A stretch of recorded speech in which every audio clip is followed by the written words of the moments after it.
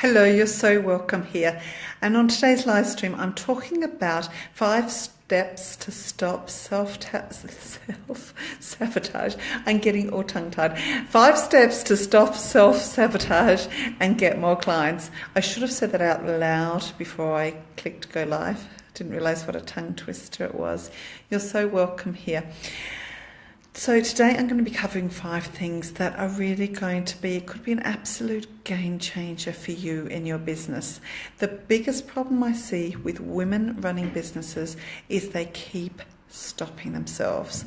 They keep self-sabotaging, and just when they begin to get anywhere near close to being successful in any single way, they pull back and they stop themselves. They worry about what other people think, or they're worrying about what will happen if they fail, or worrying about what will happen if they succeed, who would they upset, or all these things, all these stories in their head that stop women from being successful. So I'm going to run through 5 tips to help you to stop self-sabotaging so you can get more clients now.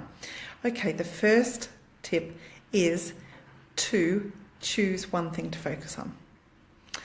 I see women trying to do everything everywhere, be everything to everybody, creating all these wonderful offers and trying to sell this over here and this over here, and trying to be on all the social media platforms and trying to do all the things all the time.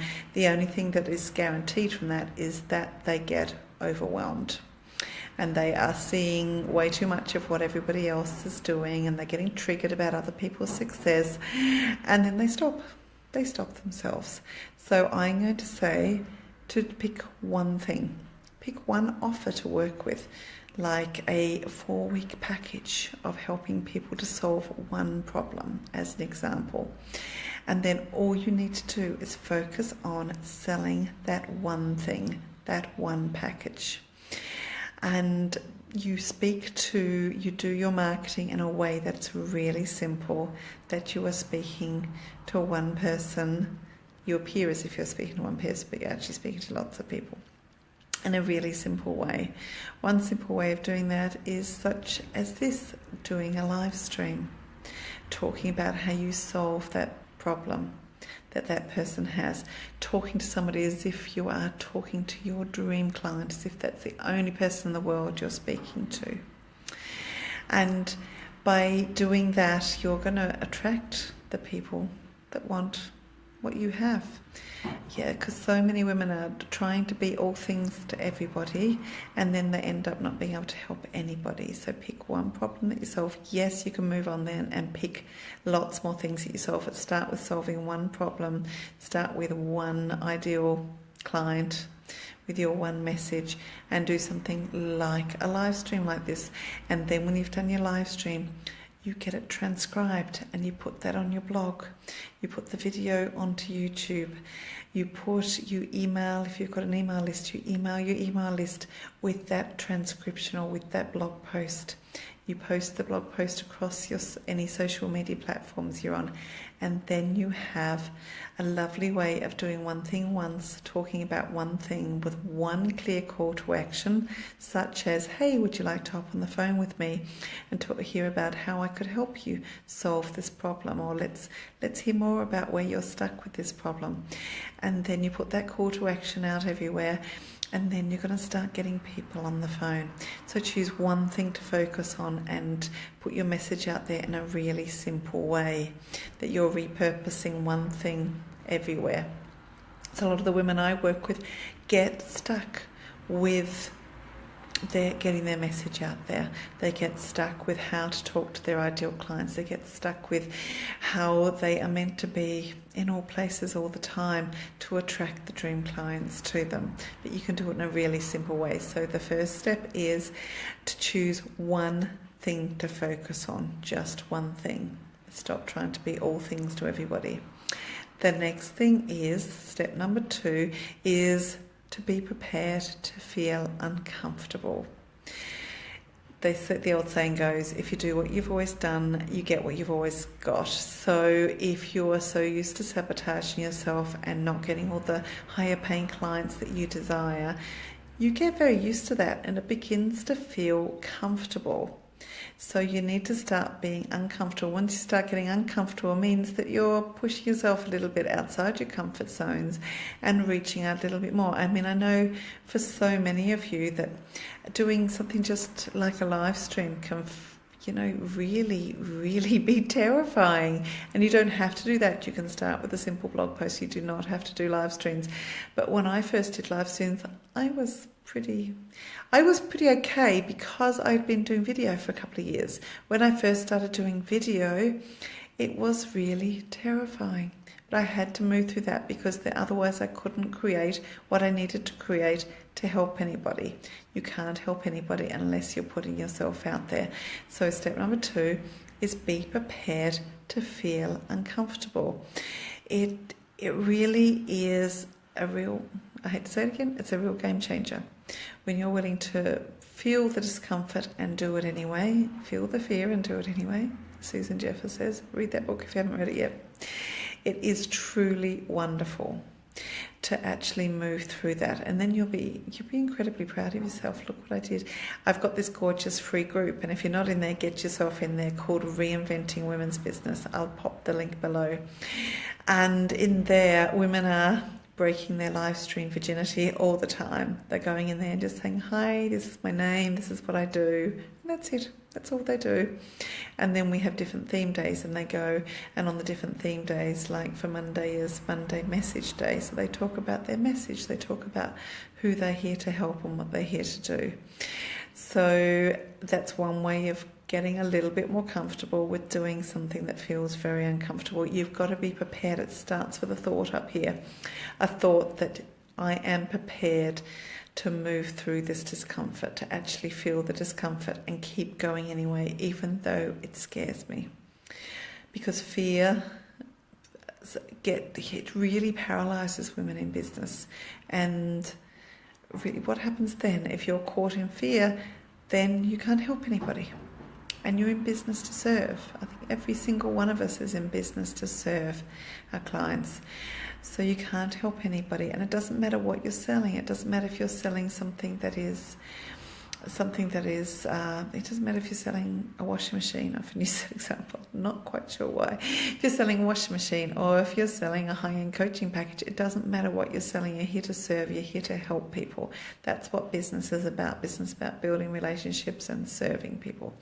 So please be prepared to shift through your discomfort and do it with support. Hop into Reinventing Women's Business. There's a load of really cool women from all over the world that are all got each other's back and just saying, you can do it, go on, you can do it, yay, well done. No judgment, not even any feedback. We don't really even give feedback in the group because it's that can feel a bit harsh with women. You know, so many women that I work with get shut down really easily. They're just like, can't do that. It takes them back to a really icky place very often from when they were small or some other time. And they're like, no, I can't go there. So having a lot of support to do that is really necessary because you're here to serve. And you deserve to be paid for it too. So step number 3 is build up your toolkit, your strategies for dealing with the mindset blocks, for the self-sabotage when it occurs. So you can recognise, there's Sabby, there's my self-saboteur that's hopping up and causing problems. So what's in your toolkit? You know, feel free to post below what you've got in your toolkit for self-sabotage. I use things like journaling. Love journaling. If I'm stuck with anything, I just sit down and write it out. Really write it out. I journal every morning. Having a morning practice is incredibly important to me for the mindset side of things. Sets me up for the day. And journaling, even I wasn't very comfortable with journaling at the beginning. I had to break through my journaling discomfort a few years ago. And it's been, I'm going to say it again, a game changer. It's been an absolute game changer in my business. So if you haven't tried journaling, I just try, even if you just sit down. When I first started journaling, I started with just going blah, blah, blah. I really didn't have anything to say. I thought, well, I've got nothing to say. It's not a blog post. It's not something else. But I got used to it now. Complete download. So when I am having any kind of self-sabotage issues, I just start journaling. Just write it out. and I get to a place of, my journaling normally goes to a place of creating positive affirmations, like I am more than enough to do this, like people are waiting for my help, I'm going to just go and do that, and I'm going to let go of anything that's come up, and just really powerfully stand back in your power. So journaling's one. Another one is EFT, tapping. Tapping, tap, tap, tap, tap, tap, tap, tap, tap, tap, tap, tap, tap, tap, tap, tap. Oop, wrong one. Tap, tap, tap, tap, tap, tap, tap, tap. Saying different scripts. If you're not familiar with EFT and tapping, go to YouTube and just say EFT for self-sabotage. There will be a load of different fabulous free videos will come up. Brad Yates would be one of my favourites that will talk you through and show you exactly how to do it. You just follow and repeat after him what he says. There are loads of different people as well. So build up your self-sabotage toolkit. Having some accountability, having somebody, being in a mastermind. I find being in a mastermind, I run masterminds as well, groups of women that have each other's backs, that are there for when things get too tough, that'll just really help you to break through where you're self-sabotaging. So no matter what your self-sabotage is, have your posse. Have your rock star women that will really, maybe an accountability buddy or someone that will really help you out. And again, pop in my group, pop into Reinventing Women's Business. There's loads of women there. If you're stuck, just come and post about it. We'll help you out.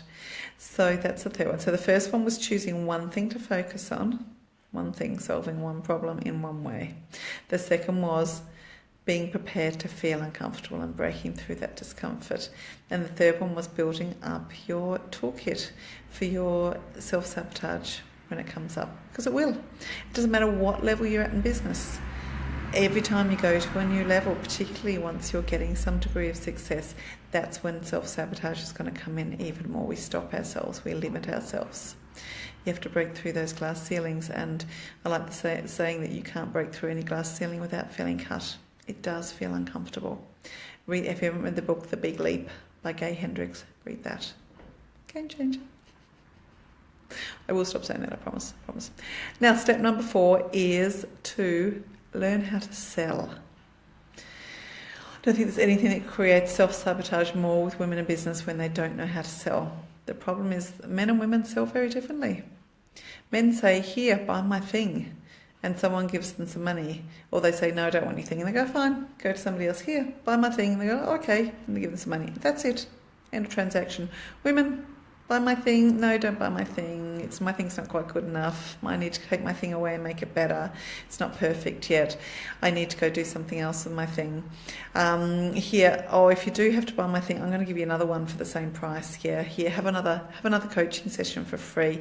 Actually, I'll discount that. I'm going to change it to your currency. I'm going to make it really, I'm going to make it really easier for you to buy my thing. And when you bought my thing, I'm going to give you some bonuses that you weren't even asking for or even expecting.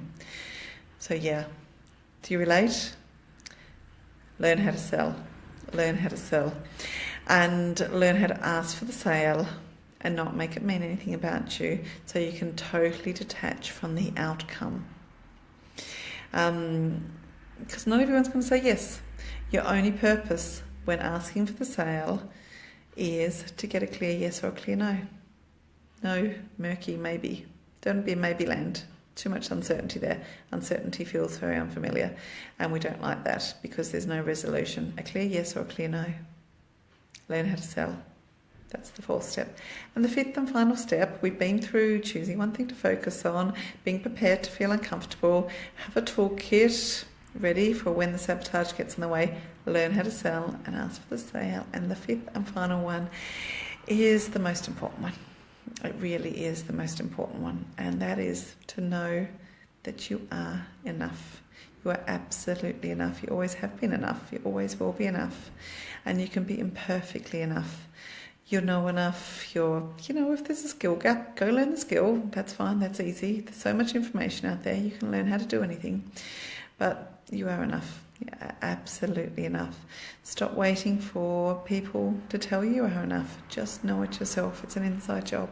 Knowing that you're enough is an absolute inside job. So feel that you are enough. Know that you are enough. And go do your magnificent work in the world. Because People need you. You know, you actually don't have the right to hold this work onto yourself. People need the work that you have. People need what you can help them with. People need the transformation that you can offer. People need your stuff, whether, you know, it's a washing machine or a coaching package. People need it. People need that transformation, and they want it. So go do your magnificent work. Go and find people that want what you have, that need what you have. Ask for the sale, and really just, and I'm going to say this with a huge bucket of love, get out of your own way and do the work. Yes, self-sabotage will continue to happen, but you get more and more efficient at learning to deal with it as you become more and more successful in your business. So shove yourself out the way with that self-sabotage and keep putting one foot in front of the other, and know that you're enough to do this magnificent work in the world, and just go and do it. Please join us in Reinventing Women's Business if you're not already there. And if there's anything I can do for you, if you need any help with anything, please let me know. I'd love to know your comments below. And thank you so much. I'll be back soon. Bye.